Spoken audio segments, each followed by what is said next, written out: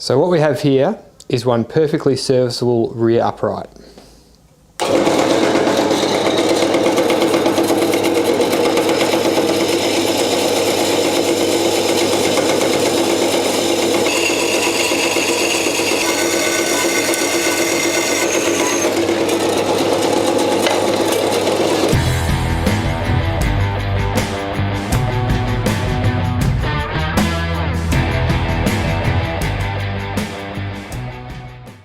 Now that I've cut the upright in half, let's put it back together. But I want to put it back together with this bottom mount 25mm further down than what it used to be.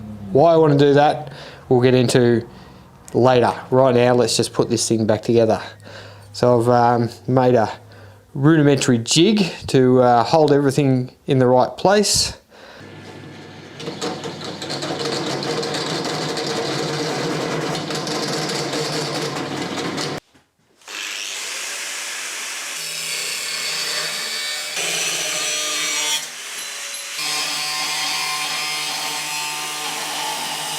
Couple of side plates will go on like that, and a top panel to cover that in. Once that's all tacked together, I'll flip it upside down and we can fabricate a panel for the bottom. I know it's looking a little bit ugly, and these uprights were quite a nice feature of the vehicle, but as you can see, during the heat of battle, they've already required a little bit of surgery. So if this modification does what I hope it will, we might be heading down the road of some brand new uprights. But for now, let's get these ones back together.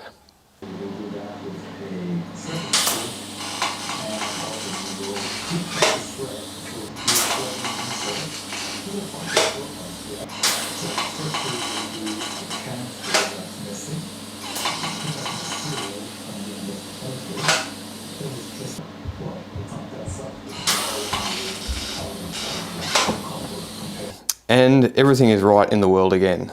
Uprights are back together.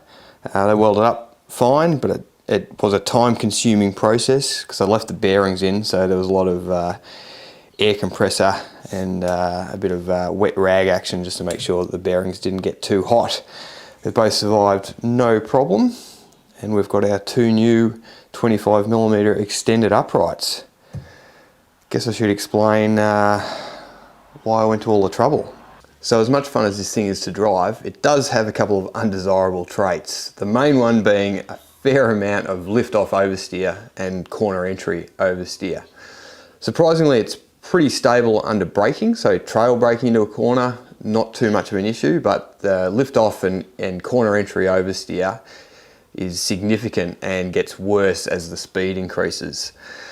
Got a couple of ideas why that might be happening, and they are something to do with the jacking forces at the rear of the car and also the roll axis, and they're the things that we're trying to change with the modifications to the upright. So what the hell am I talking about? So we think this instability has got something to do perhaps with maybe the roll center axis or possibly the jacking forces. So let's have a look at the roll axis first. So your roll axis is defined by your roll centers, front and rear, which are defined by your instant centers. So on a double A-arm suspension, like we've got on the front of the Stratos, if you draw a line from your top through your top A-arm, and then you draw a line through your bottom A-arm, the point that those two lines intersect is known as your instant center of that swing arm. If you draw a line from that instant center back to the center of your contact patch, and then you do the same on the other side of the vehicle, the point at which those bottom lines intersect is known as your roll center. Your roll center is a critical part of the suspension geometry. As we go around a corner, we generate a lateral acceleration. If we multiply that by the weight of the vehicle, we get a force that acts through the center of gravity. Because the body rolls around the roll center, we now have a moment between the roll center and the center of gravity. And that roll moment is what dictates the amount of weight transfer that we get through our springs and dampers into our tyres. So that's the elastic weight transfer. We've got a roll center at the rear of the vehicle, and we've got one at the front of the vehicle. So if we draw a line through those 2 points, that gives us our roll axis. So this is the axis that the body of the vehicle rolls about when we go around a corner. Currently in the Stratos, we've got a roll centre at the rear that's lower than the one at the front. This gives us a negative roll axis, and this is something I've only learnt recently. This can create roll-on oversteer. And to explain why, I've got one of Dylan's Lego vehicles here and jammed a skewer through the centre to act as our roll axis. If our roll axis is parallel to the ground, as we go around a corner and roll, we get pure roll, no problem. But as we start to change the angle of that roll axis, a component of that roll starts becoming yaw. Again, to illustrate that point, the best thing to do is go to extreme. So if we go all the way up to 90 degrees, you can see that roll has turned purely into yaw. In the Stratos, we have currently a negative roll axis. So the roll centre at the rear is lower than the one at the front. Now, if we're going around a right-hand corner and we have a negative roll axis, rolling out, rolling out, rolling out, rolling out, we've got a clockwise yaw rate. So every time we go around a right-hand corner, part of that roll is generating a clockwise yaw rate. And as you can see, a clockwise yaw rate is going to induce oversteer. So we think this might be part of the reason why the vehicle has a tendency to oversteer on corner entry, because every time we go into a corner, we're getting an additional yaw rate in the direction of oversteer due to the roll. So the idea is to raise the rear roll centre and lower the front roll centre to get a positive roll axis. And if you do the same thing, positive roll axis generates a counterclockwise yaw moment. So if we're going around a right-hand corner with a counterclockwise roll moment, that's going to induce some understeer, or at least not induce oversteer. So that's the main reason why we've hacked our rear uprights in half to lower the outside pickup points, which will raise the rear roll centre. So the other thing that could be going on is an inversion of the jacking forces. Spoke about elastic weight transfer before, which is the weight transfer due to the roll moment, which goes through the springs and dampers. But there's also a geometric weight transfer that acts directly through the suspension arms and into the tyre. This jacking force is based off the instant centre of the wheel. If we have a reaction force at the contact patch as we're going around a corner, this acts through the instant centre of the swing arm.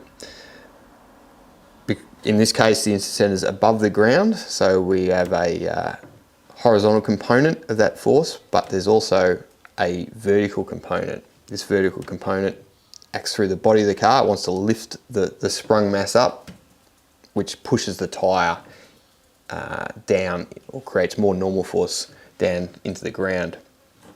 And this force is known as the jacking force. If we have the instant centre of that swing arm below the ground, same thing happens. We still have our horizontal component, but we also have a vertical component, but now it's in the opposite direction. So it's trying to push the sprung mass down, which creates a normal force in the opposite direction on the contact patch. Currently, the Stratos has a roll centre at the rear that is right on the ground. What could potentially be happening is as you accelerate, the car squats down.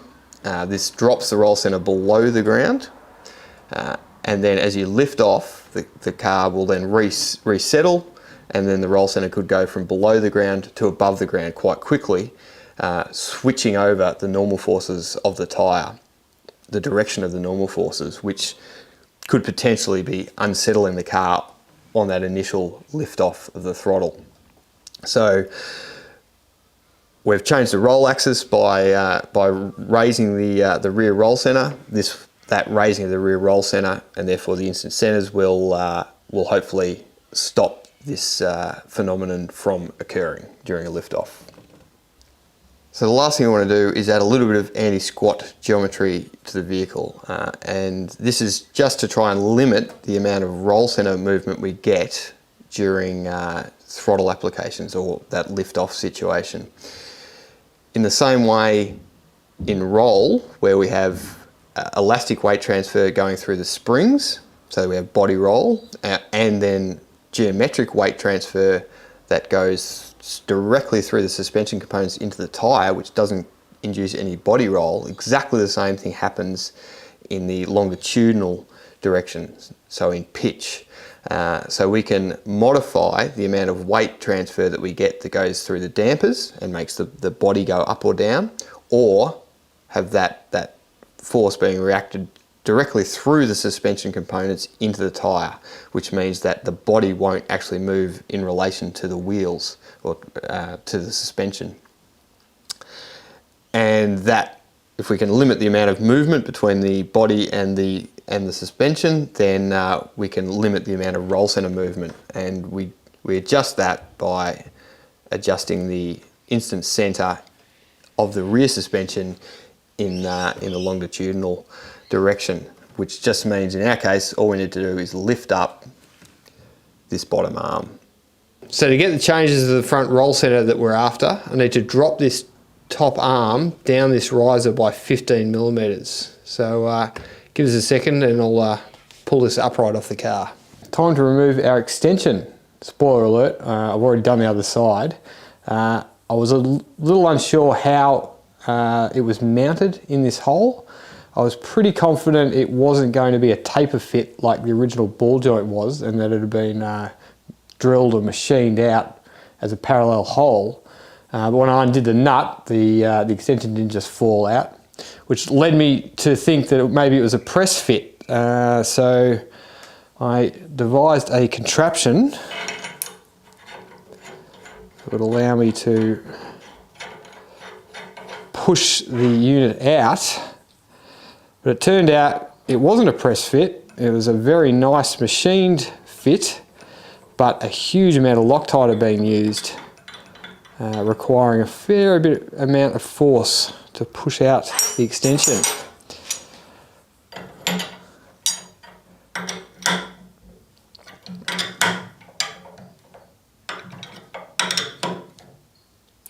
Oh.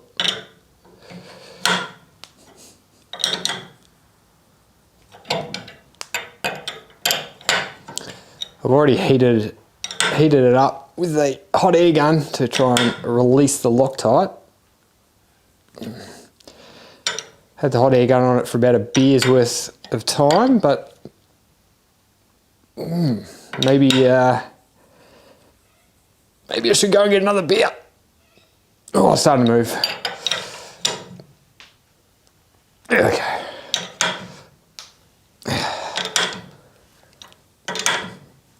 Whoa! It's okay.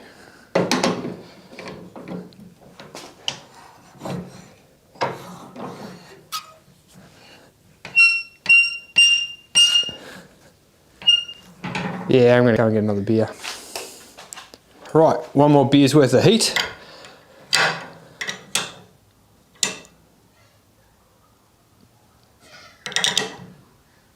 Yeah, so much easier.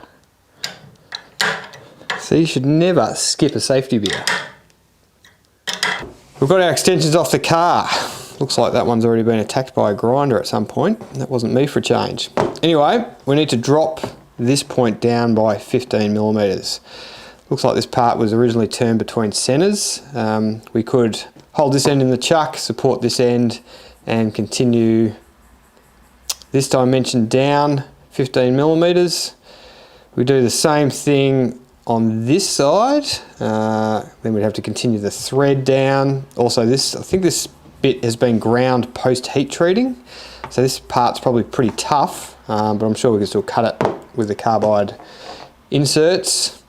But it'd be nice to be able to go back to these and leave them as they are. So we're going to go another way using this enormous bolt, or cap head bolt. It's an M18 by Who Cares. It's a 12.9, so it's up there in tensile strength. They're usually very hard to machine, but again, with coolant and some good sharp carbide tips, we should be able to machine it. This dimension is 17 millimeters, so we need to machine this shank down to that 17 millimeters, and then we'll machine the end down to 1/2 inch, and re-thread the end, and then we'll make up a conical spacer and pass this whole unit up through the upright. That's the plan anyway. Over to the lathe. Okay, first thing we're going to do is drill a little hole in here, so we've got a point for our steady, our centre steady.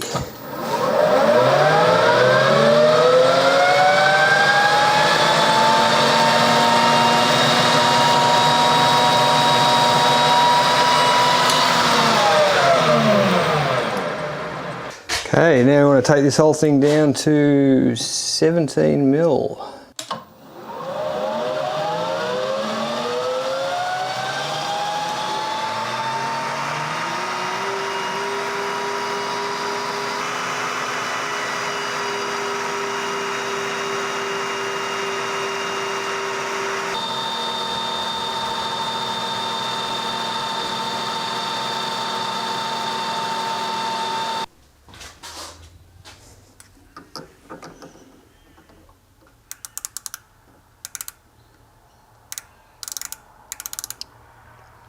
That's at 17.035.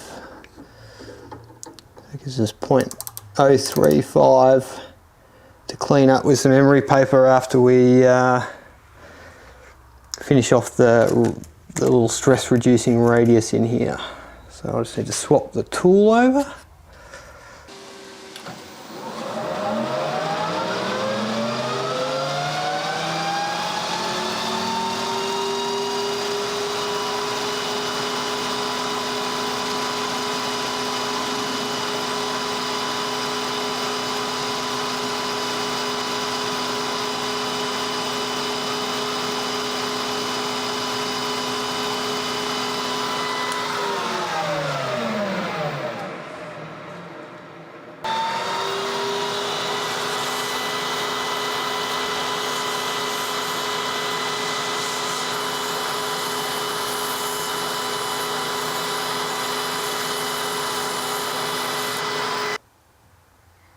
Got this to dimension with our nice radius in the corner here. Now we need to bring this down to 1/2 inch for the rod end.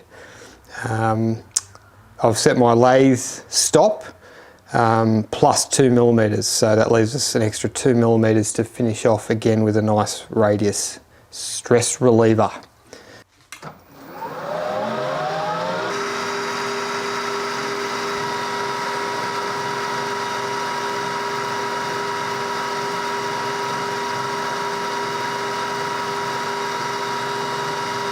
Alright, we're down to size here. The surface finish is a little rough, but it'll clean up.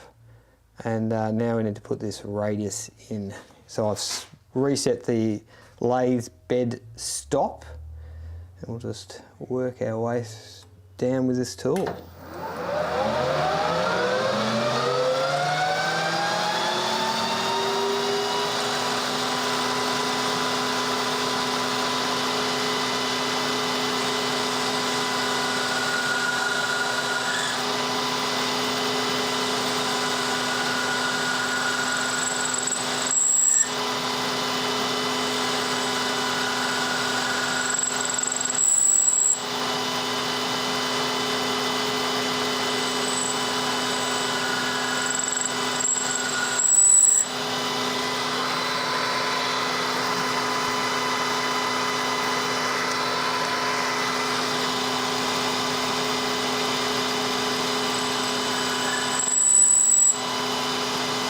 So unfortunately, there's not enough clearance to pass this through the upright. I thought there was going to be, but it just means I have to put a little flat on one side of the hex head, not the hex head, the cap head. Not a big deal, won't change the strength of the bolt or anything, it's just an extra operation.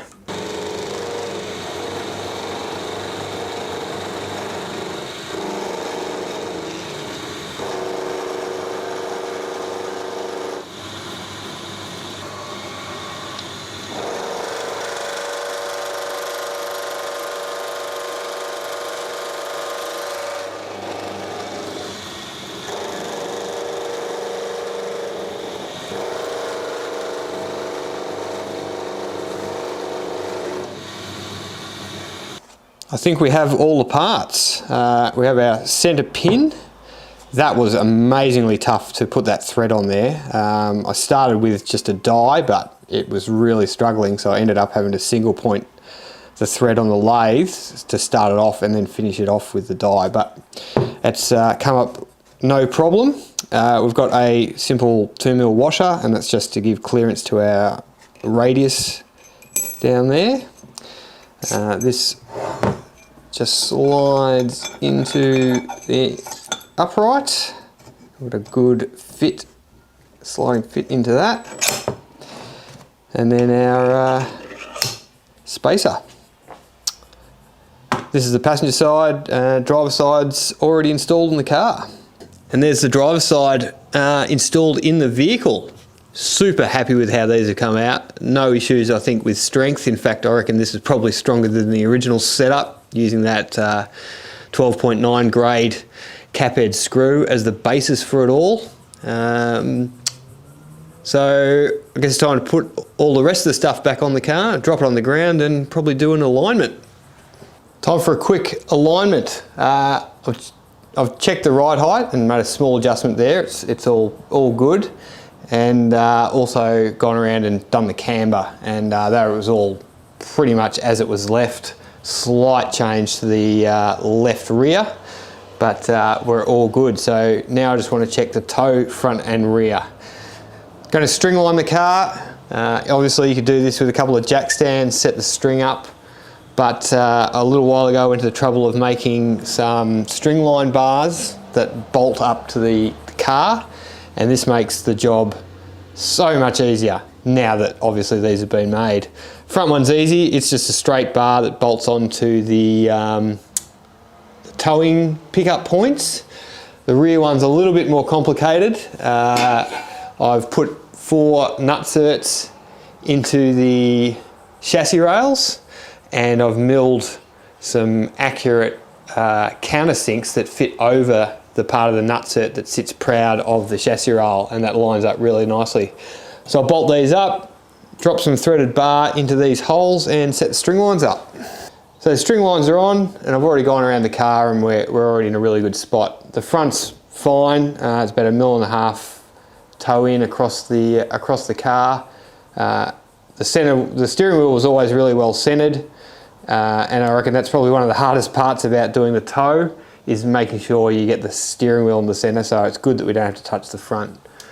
The driver's side rear is fine. It's slightly biased toe in, but pretty much square, slightly in, which is what I want. But the passenger side rear has got too much toe in, so we need to pull some of that out.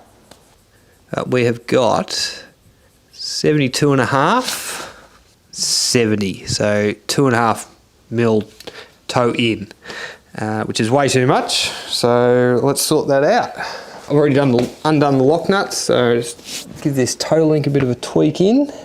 Apart from the wickedly fast setup of the string lines when you make some string line bars that attach to the chassis, the biggest advantage is that once you've made a change, you can give the car a bit of a roll so that everything resets, and you haven't ruined your string lines. Where did I put the ruler?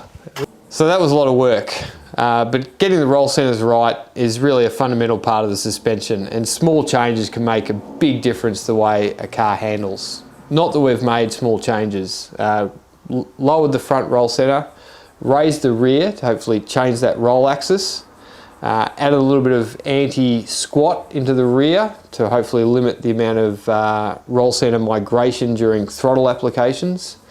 And hopefully with the rear roll center raised up off the ground, stopped any inversion of those jacking forces that may have been giving a sort of unpredictable feel from the back of the car. Next thing to do is try it out and see if all this suspension theory plays out in reality. So we've booked the car in for a test and tune day at Winton.